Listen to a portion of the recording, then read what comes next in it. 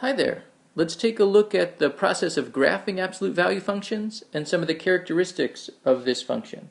So we have an absolute value function described here, 1/2 times the absolute value of x minus 1 plus 4, and we'd like to identify some of its characteristics, the domain and range, the vertex, the axis of symmetry, and the slopes of the branches. So there are three numbers that sort of define the characteristics of the function. So inside the absolute value we have x minus 1, outside we have a plus 4, and then we have this number multiplied in front, the 1/2. So we can break those apart to kind of think about these different characteristics. The minus 1 identifies that we have a shift to the right, subtracting a number on the inside shifts to the right.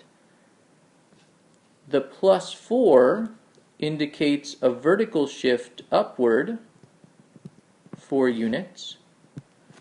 And then this positive 1/2, multiplying by a positive 1/2, is going to sort of compress the graph. So I know, looking at those numbers, and especially because it's a positive 1/2 and not a negative 1/2, I know the graph is going to be sort of the usual V shape. Because we shift to the right and up, I know that the vertex is going to shift. Usually the vertex is at 0, 0 for a basic absolute value function, for the parent function.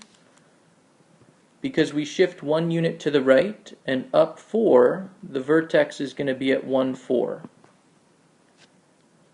In terms of the domain and range, the domain of a standard absolute value function is going to be everything, all real numbers, negative infinity to infinity, using interval notation, and the range is going to be adjusted a little bit because we shifted up 4 units. The range is going to start at 4 and then go to positive infinity. Again, we're using the fact that we know it's going to be a usual V-shaped graph. So since I know where the vertex is, let me plot that. And then the next thing to help with the graphs, let's think about the slopes of the two branches. So the slopes come from that multiplier in front, the 1/2. That's actually going to be the slope of this sort of structure of function. The slope is going to be positive 1/2 on one side and negative 1/2 on the other side. So it'll be positive 1/2 going up to the right and negative 1/2 coming down from the left. So with that in mind, I can sketch a few other points, plot a few other points going up with a slope of positive 1/2 to one side, going up with a slope of negative 1/2 to the other. And let me add in those lines. So positive 1/2 toward the right, and then dropping down with a slope of negative 1/2 from the left.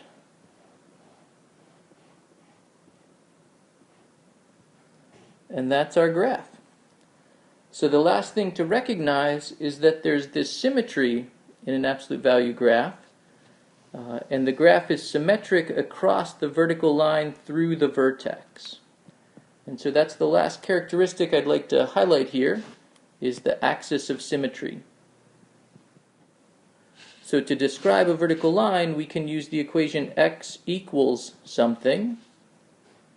And since we wanted to go through the vertex, it's going to be x equals 1. And that finishes our problem.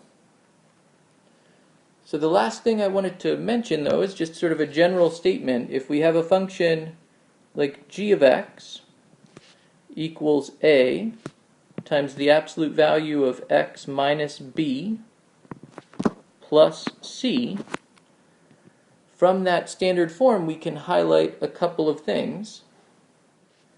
The slopes are going to come from this number a, and if it's negative, it's going to tell me that the shape of the graph is going to be downward. B and C are going to describe where the vertex is. the vertex for a problem given in this sort of general form is always going to be at b comma c, b for x and c for y, and the slopes are going to be a and negative a.